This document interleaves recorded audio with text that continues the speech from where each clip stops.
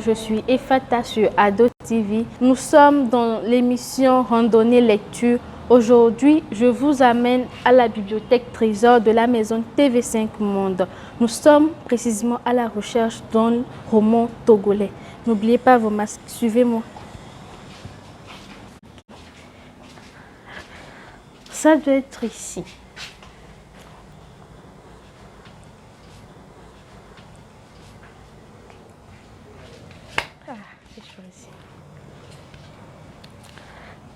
J'ai choisi le livre de Style Bodona, Les ronces de l'amour. J'espère que ça va être intéressant.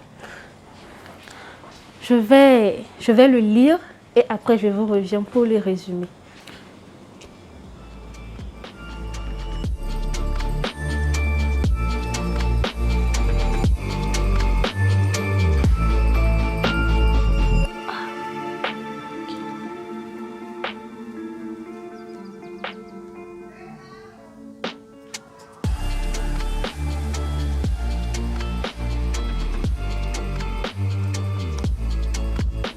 Ah, là, ils ont parlé d'un voyage à Dubaï.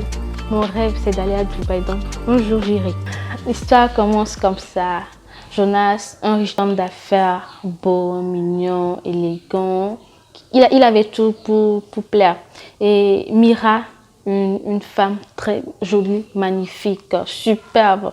Elle a une forme plutôt assez enviée par les femmes. Ils se sont rencontrés à l'hôpital. Lorsque cette dernière venait de perdre son mari. De cette rencontre plutôt, est née une histoire d'amour, une histoire torride. Et de cette histoire, un petit garçon actionné. Malheureusement, comme dans tous les couples, il y a les hauts et des bas, il y a des disputes. Et là, Mira décide de divorcer de Jonas parce qu'elle n'arrivait plus à supporter ses absences répétées. Il y a eu un épisode où Jonas avait fait l'objet d'un empoisonnement. Il s'est retrouvé à l'hôpital. Au lieu que sa femme soit au chevet de son mari, elle avait décidé d'embarquer avec un autre homme. Donc, c'était la famille de Jonas qui était là à côté de lui.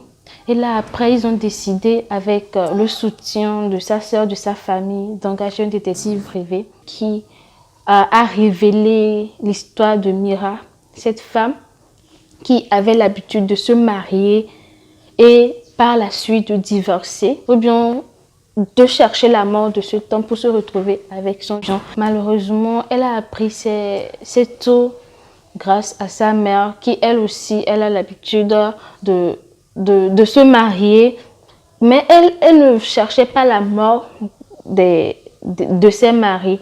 Elle se mariait pendant un temps et elle divorçait. Donc, elle prenait la moitié du bien. Mais Mira en voulait plus. Donc, elle va jusqu'à la mort.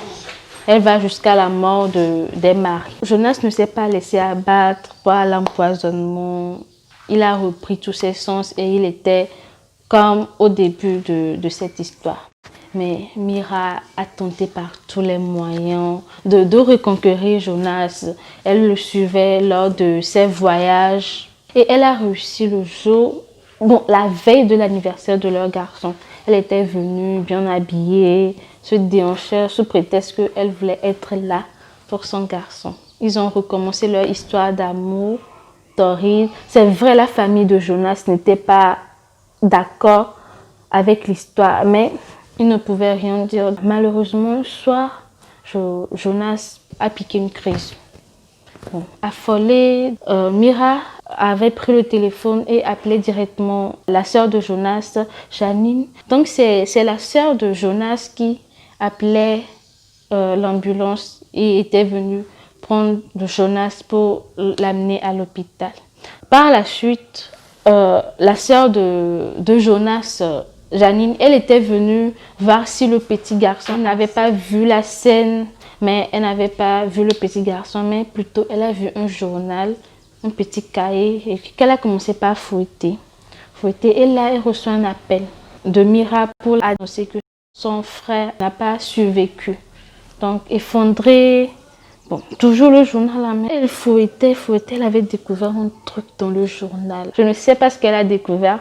Donc, c'est l'occasion de rencontrer Steve Bojona pour qu'il nous dise plutôt la fin. J'ai vraiment hâte d'être à ce rendez-vous. Ok, on se dit à très bientôt. Bye bye.